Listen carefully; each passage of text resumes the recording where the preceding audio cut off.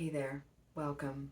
This is Pillow Talk with Tanya, a show where each week I'll be inviting you into my bed to have a little chat about love and relationships.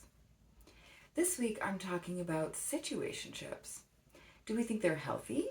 Or are we all just a little emotionally unavailable these days? I thought I'd start by defining what a situationship is. So I asked ChatGPT, as you do, and it said it's a gray area where two people are emotionally and physically involved but haven't defined the relationship and aren't exclusive. Sounds a lot like what we used to call friends with benefits.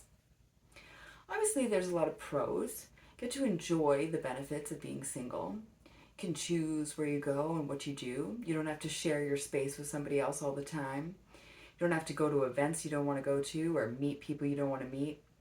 You're essentially autonomous, but with the benefit of having a companion, somebody to go do fun things with, somebody to cook with, watch movies with, and of course, have sex with. It sounds like the best of both worlds. So why can't we have our cake and eat it too? There are some cons as well. Maybe one or both of you isn't being entirely honest about your intentions. Maybe someone's secretly hoping that the other one will finally commit. That can end in a lot of hurt feelings. And what about the other people you're dating? You're both technically single, so you can be seeing other people. Are they super happy and comfortable with you being in a situationship? Could get complicated. And what about your emotional needs? Are they really being met? It's great to have somebody there for the good times, the fun times, the laughs. But what about those bad days when you're sad or tired or stressed? Will they be there for those? Will they be there to give you a hug or to console you when you're crying? Do you really want a fair weather partner? I don't know.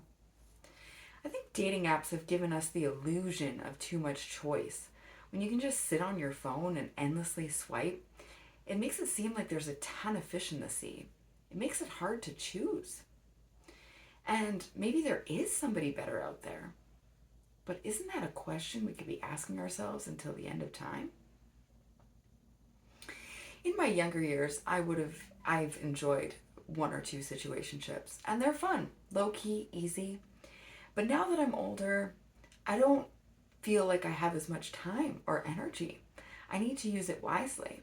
And if what I want is a real partnership, somebody to grow old with, somebody to move to another country with, and travel with, I'm going to need to focus those energies on finding that person. And I'm going to need a real commitment, somebody to show up for me, to choose me, to be there on the bad days as much as the good.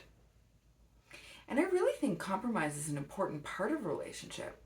It shows that you love someone when you go do something you don't want to do or listen to a story that you're not really that interested in. And hopefully they do it for you too. That's the whole point of a healthy relationship, I think. Don't get me wrong, freedom is great. I love my freedom. I should be allowed to go and do whatever I want, and you don't have to be part of everything. And in fact, I think the perfect relationship is people that do live separately. But that doesn't mean that there's no commitment. We still have to choose to be in this together.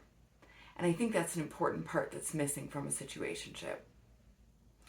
That's just my opinion though. What about you? What's your thoughts? Have you been in one? Are you in one now? How's it going? Or how did one end for you? Please share your stories. And of course, vote in my weekly pillow poll. Like and subscribe if you want to see more. And think about being a guest. I can't wait to see you back in my bed next week.